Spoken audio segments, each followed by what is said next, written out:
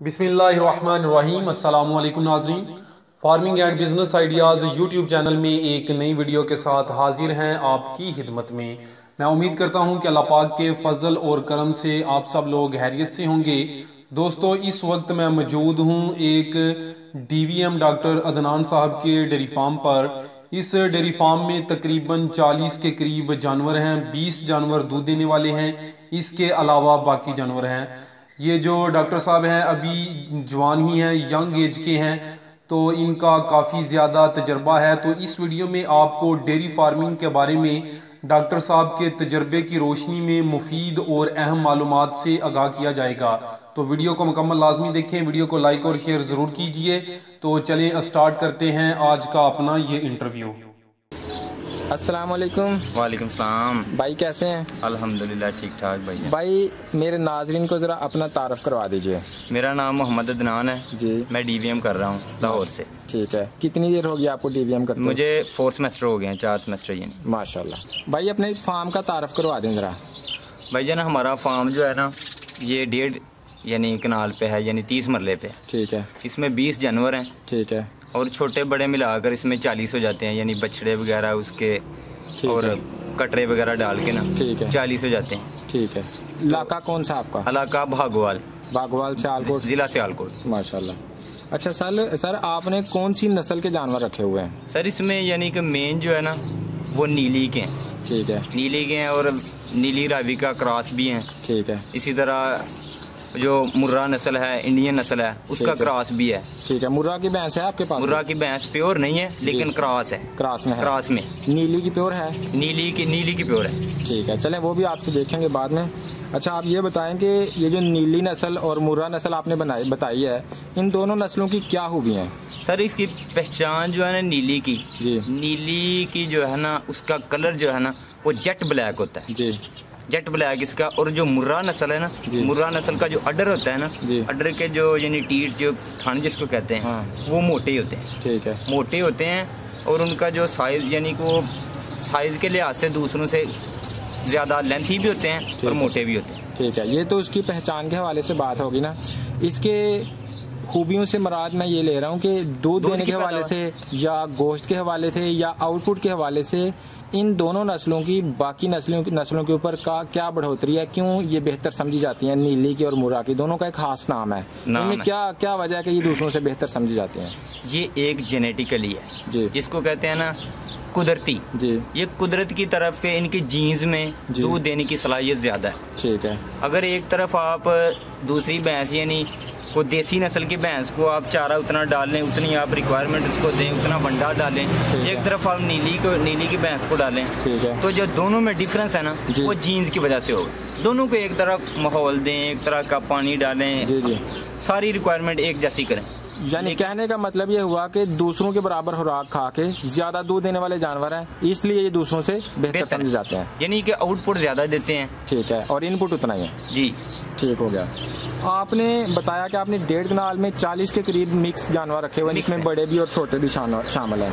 आपके इस 1.5 कनाल में मजीद कितने जानवर रखे जा सकते हैं? ये फुल है यानी 20 जानवर रखने हैं जिसमें छोटे और बड़े शामिल हैं। 20 बड़े जानवर और कट्टे बछड़ियाँ सारे मिला के 40 आप रख सकते हैं 1.5 कनाल में, इससे ज़्यादा नहीं रख सकते। ठीक हो गया। आप इनको क्या खिलाते पिलाते हैं सारे दिन में? वैसे तो इनकी जो है ना अगर न्यूट्रिशनली देखा जाए, मेडिकली देखा जाए तो इनकी खुराक जो है ना हम अफोर्ड नहीं कर सकते। ठीक है। जो हम खिला रहे हैं वो आजकल ज्वार है जी।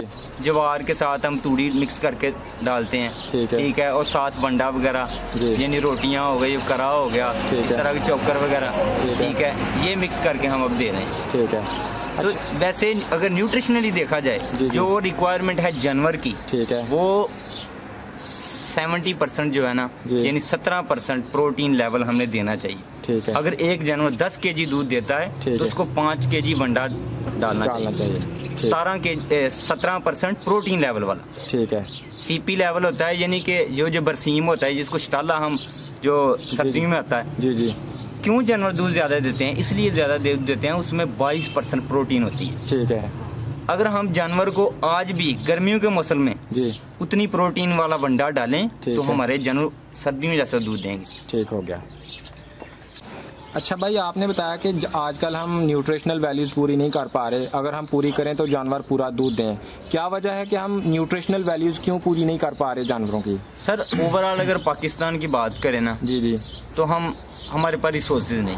ठीक है। रिसोर्सेज नहीं है, उतनी मशीनरी नहीं है कि हम जिस तरह ये हे बना सकें, बरसीम को खुश करके आजकल उसको इस्तेमाल कर सकें। ठीक है। और साइलेज बना सकें खुद। ठीक है। उतनी हमारे पास मशीनरी नहीं है। ठीक है। और दूसरी ना हम उस तरह की न्यूट्रिशन वैल्यू पूरी कर सकते हैं, यानी डेली 100 ग्राम नमक देना। ठीक है। और सीपी को काउंट करना। ठीक है। यानी कि एजुकेशन की कमी भी कह लें। एजुकेशन की कमी प्लस रिसोर्सेज। अच्छा, जिन लोगों के पास रिसोर्सेज हैं और एजुकेशन नहीं है, तो हम चाहेंगे कि आप मेरे नाजरीन को कुछ एजुकेशन दें कि किस तरह की न्यूट्रिशनल वैल्यूज होती हैं और जानवरों को क्या खिलाया जाए कि वो गर्मियों के जून जुलाई के महीने में भी उतना ही दूध दे जितना कि वो बरसीम के पीक सीजन में देती हैं। जी ठीक। तो उसके लिए आप क्या टिप्स देंगे मेरे नाजरीन को?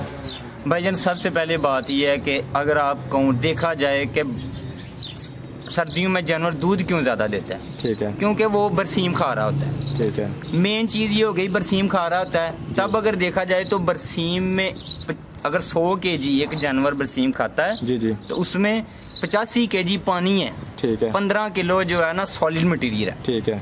अगर आज हम वही फार्मूला अप्लाई करें, ठीक है, तो अगर हम जानवरों को 15 किलो तूड़ी दे रहे हैं, ठीक है, साथ ज्वार दे रहे हैं, वंडा दे रहे हैं, ठीक है, पर अगर हम जानवरों को 85 केजी पानी दे देना साथ, ठीक है, जिस तरह मर्जी दे दें, चाहे वो जिस तरह हम वो मिल्क शेक बना के पी रहे होते हैं, जाम मिश्री बना के पी रहे होते हैं, इस तरह अगर जानवर की हमें केयर करें ना, जानवर को हम वंडे में पानी में दे दें, तो जानवर डेफिनेटली सर्दियों जितना दूध देगा। ठीक हो गया। सीपी साथ यानी कि वंडा साथ देना है, ठीक है, लेकिन पानी का इस्तेमाल भी उतना ही होना चाहिए। ठीक हो गया। सर, आपने हमें बताया कि आप जानवरों को खिलाते हैं और पिलाते हैं, आपने रूटीन क्या हमें बता दिया सुबह से लेकर शाम तक? नहीं, रूटीन का नहीं। सर, जानवरों की सुबह से लेकर शाम तक रूटीन बता दीजिए अपने जानवरों की। रूटीन बेसिकली यही है कि सबसे पहले हमने जब सुबह के टाइम जो है ना जी, सबसे पहले हमने चुवाई करते हैं। ठीक है। चुवाई करने के बाद हम उसको चारा डालते हैं। ठीक है। चारे में हम मिक्स तूड़ी और ज्वार डालते हैं। एक सेकंड यहाँ पे मैं रोकूंगा आपको। बाज़ फार्मर्स को मैंने देखा वो पहले चारा देते हैं जानवर को, खाना खिलाते हैं, वंडा खिलाते हैं और उसके बाद चुवाई करते हैं। वो रूटीन है, जिस तरह आप कर सकते हैं। ठीक है, इससे कोई फर्क नहीं पड़ता? कोई फर्क नहीं पड़ता जी। वो एक टाइप की जो कैसे हैं कि जानवरों को आदत डालनी है, जैसे आप डाल दें। ठीक है। कुछ जानवर होते हैं। अच्छा जी सर, आप रूटीन बता रहे थे। रूटीन में सर ये बता रहे हैं कि हमने पहले चुवाई की, उसके बाद चारा डाल दिया, तूड़ी और ज्वार मिक्स करके डाल दी। ठीक है। ठीक है। उसके बाद हमने जो वंडा थोड़ा सा जितना भी डालना होता है, यानी आप 2 टाइम भी वंडा डाल सकते हैं, 1 टाइम भी डाल सकते हैं। अगर दोनों टाइम डालना है फिर हम वंडा भी डाल देते हैं सुबह। ठीक है। उसके बाद हम जो है ना, जब वो चारा वगैरह खा लेते हैं उसको हम फिर ये पीछे करके बांध देते हैं, यानी कंफर्ट जोन में बांध देते हैं। कंफर्ट जोन में बांध देते हैं। ठीक हो गया। उसके बाद जो है ना, उसके बाद उन्होंने रहना 3-4 बजे जो है ना, फिर हमने उसको चारा काटना है। ठीक है। चारा काटने के बाद फिर हमने जो है ना वो काट कूट के उसको जो है ना फिर उसकी नहलाई करनी है, नहलाना है जानवरों को। ठीक है। फिर यानी 1 बाय 1 करके, ठीक है, नहला के, ठीक है, उसके बाद जो है ना उसको चारा काट वगैरह खुली में डाल के, ठीक है, फिर चारा खिलाना है उसको। ठीक है। चारा खिलाने के बाद जब वो खा लेते हैं चारा, ठीक है, वंडा भी साथ ही डाल देना। ठीक है। डाल के फिर कुछ जानवर जो हैं जो बछड़े पे मिलते हैं जी, जो जिनकी बछड़े पे होती है, वो कुछ के बछड़े नहीं है, उनको टीका वगैरह भी लगाना पड़ता है। ठीक हो गया। यही फिर चुवाई करने के बाद फिर वही है, जब वो सैर हो जाते हैं यानी खा पी लेते हैं जी जी, फिर उसको बाहर यानी कंफर्ट जोन में यानी कच्ची जगह पे बांध देते हैं। ठीक है। तो यानी उसके बाद उनकी रूटीन खत्म। यही है रूटीन। अच्छा, क्या इस रूटीन में बेहतरी की कोई गुंजाइश है? बेहतरी की गुंजाइश जी, इसमें गुंजाइश है। अगर कहा जाए ना कि अगर एक आइडियल तौर पे और इसको कंपैरिजन किया जाए जी, तो ये एक रूटीन जिसको कहते हैं कि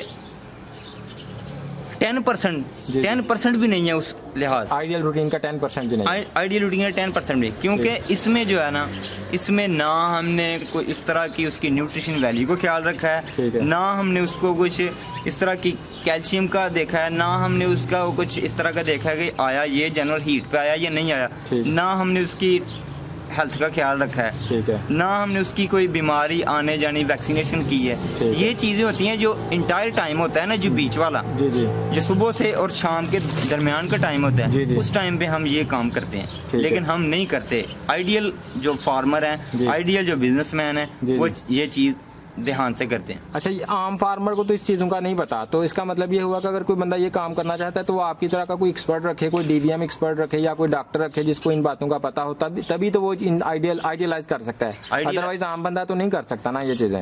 एक और चीज़ है, कर सकता है जी, कैसे कर सकता है जी, जिस तरह आप अवेयरनेस दे रहे हैं जी जी अवाम को, जी जी, इस तरह कर सकता है, लेकिन बेसिक चीज़ है जो हमारे माइंड फिलॉसफी है ना, ओल्ड फिलॉसफी, जी जी, उसको चेंज करना बहुत मुश्किल है जी। उसको यानी अगर आप एक बाबे के पास चले जाएं, उसको बताएं ना कि अंकल जी ये करना चाहिए, चाचू जी ये करना चाहिए, तो वो कहेगा नहीं बेटा, हम जो ओल्ड हमारे जो दादा परदादा यूज करते रहे ना, हमने वही करना। ठीक है। अगर हमारा मेरा जानवर बीमार हो जाए, किसी का और का हो जाए, तो बेसिक हमारी जो माइंड सेट में पहली चीज आएगी ना, हम किसी अपने मोहल्ले के चाचे बाबे के पास जाएंगे जो व्यापारी हो, हम उसे पूछेंगे कि आया चाचा जी, हम मेरी ये भैंस बीमार होगी, गाय बीमार होगी, थन खराब हो गया, तो वो कहेगा गुड़ दे दो या हल्दी तेल दे दो, ये चीज़ दे दो।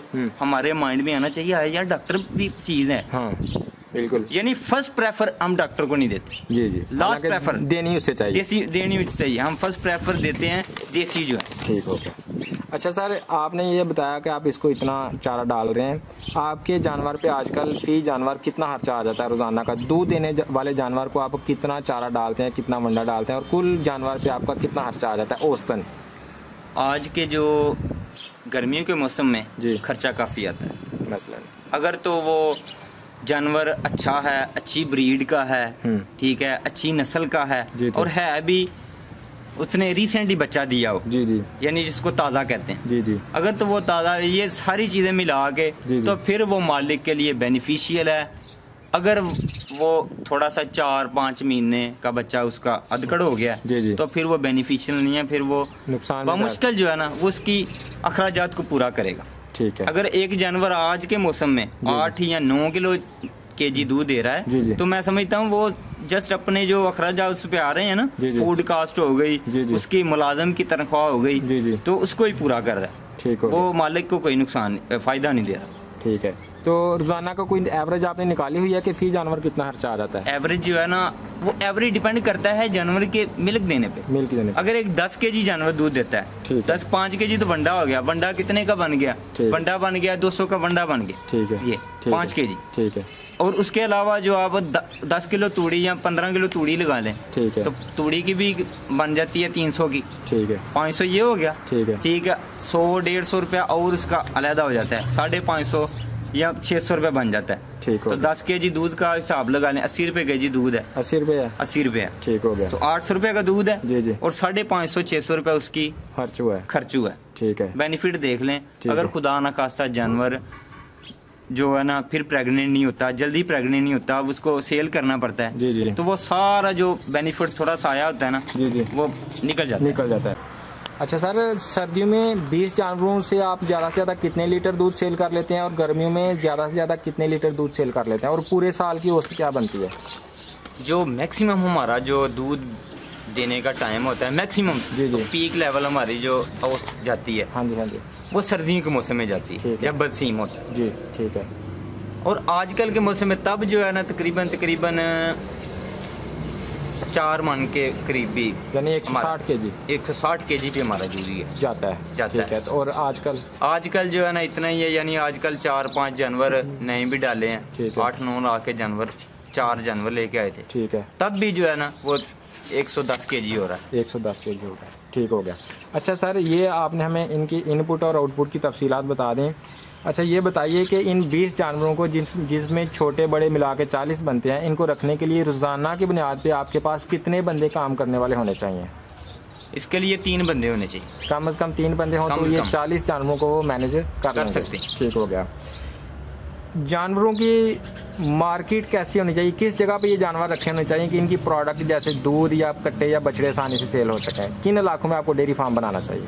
वो इलाके बेसिकली सिटीजन जो एरियाज होते हैं ना, सिटी के करीब एरिया, सिटी के करीब एरिया, उधर हर चीज़ का जो है ना वो बेनिफिट मिलता है, गोश्त का भी बेनिफिट मिल जाता है, उसके बाद दूध महंगा बिक जाता है। ठीक है। अच्छा ये बताइए कि डेयरी फार्मिंग के कारोबार में कोई नुकसान का भी खतरा है? नुकसान का डेफिनेटली खतरा है। कैसे? वो इस तरह खतरा है कि अगर आप उसकी अच्छी तरह केयर नहीं करेंगे। ठीक है। अगर एक जानवर मैं 2.5 लाख का जानवर ले लिया, ठीक है, 2.5 लाख का जानवर लेके अगर आप उसको सुबह शाम बस तूड़ी और वंडा डाल रहे हैं, ठीक है, सारा दिन इसको ख्याल नहीं रख रहे कि आया ये हीट पे आया कि नहीं, ठीक है, आया इसको कोई बीमारी तो नहीं है, आया इसकी ऑब्जर्वेशन कुछ चेंज तो नहीं हुई, ठीक है, ये चीज़ें अगर आप ख्याल रखेंगे तो मैं क्या समझता हूँ कि उसको नुकसान नहीं होगा मालिक को। ठीक है, यानी ये एहतियाती तदाबीर कर ले तो फिर नुकसान नहीं है, अगर इनमें उनकी कमी आई तो फिर नुकसान हो सकता है।